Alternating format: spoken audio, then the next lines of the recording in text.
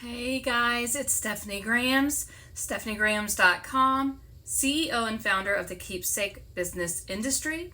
This is part of the January 2024 Lunch and Learn series.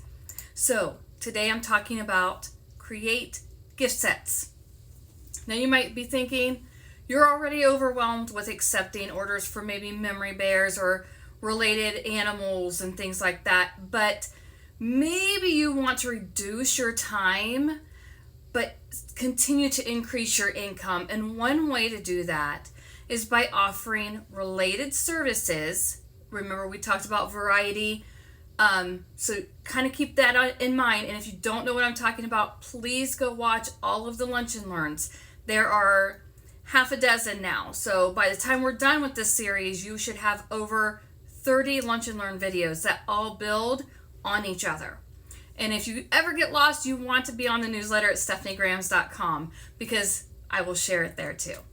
But anyways, so create gift sets. Now, I'm not saying go clear off into left field and start spending a bunch of money on inventory. I'm not saying that. The first thing you want to do is remember who your target customer is and find out what it is they need from you. Now, for instance, I'd like to try to give you a real example here.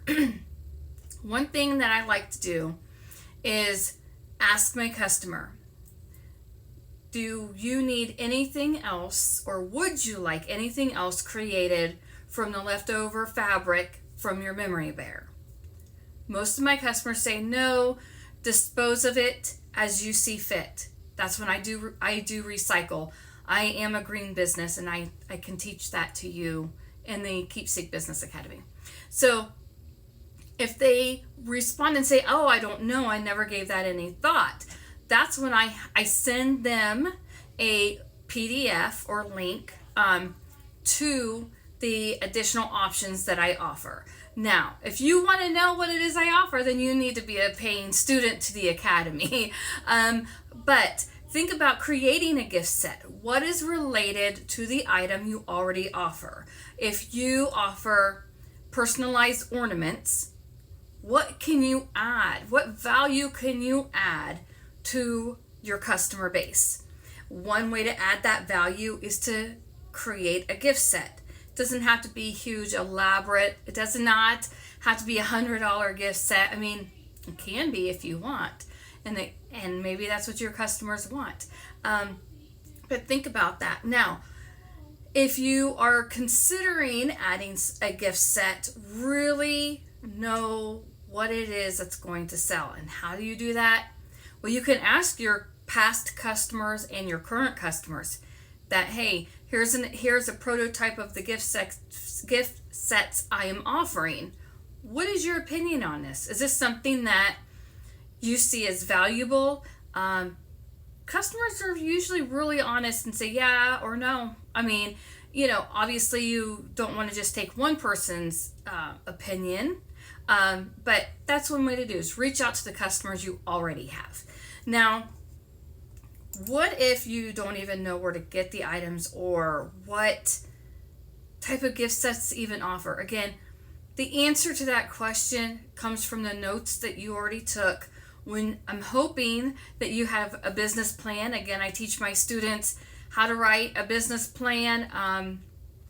That way they can always refer back to it as they continue to grow their business.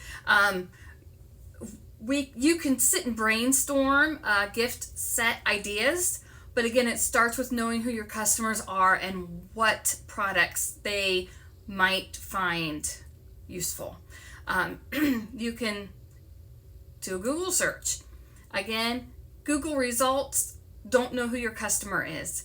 So keep that in mind when you get ideas from another company that maybe offers something similar to yours. That doesn't technically mean it's going to work for your customer base and why people are coming to you for your keepsake products.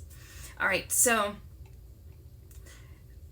I can give you an example here. I have probably a dozen that I give to my students, but I will give you one here. All right, special occasion bundle.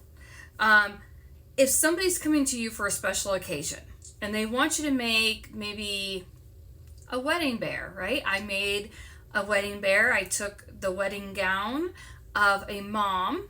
She sent it to me because her daughter did not want to wear it, and she had me create a memory bear, and I showed pictures throughout the entire process from the minute I started cutting to sewing everything. I got the okay from my customer that, she wanted the lace at this place, that spot, exactly where she wanted it is where I would sew everything. And then from there, I asked her, is there a different product that you would like, additional product? You have a lot of fabric, blah, blah, blah. And she had ordered a set, I think that it was 3 or 4 hankies. Sorry, I almost said bandanas. Hankies from the dress and lace. That way she could fold those and put them in the pocket of the bride's father. I think it was a brother, the grandmother, and maybe one for herself. But so I created the hankies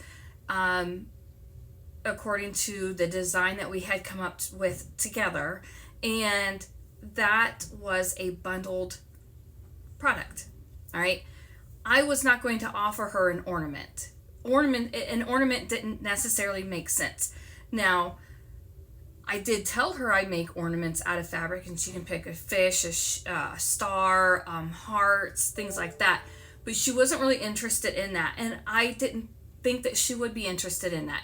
Typically, when a customer is talking to you about why they want this made, that's when you use your active listening and okay, you know what, this keepsake might be a really good option for them. So knowing your customer base, knowing the products and services that you offer, and if that's what they want, and using active listening. When you start to tie all of this together, that's when your keepsake business begins to grow and take off. So that was today's Lunch and Learn. Again, I try to keep all of the Lunch and Learns 10 minutes or less. If you're interested in a free newsletter, go to stephaniegrams.com. Get on the newsletter. That way you can stay abreast of all of the keepsake industry news. Bye, guys.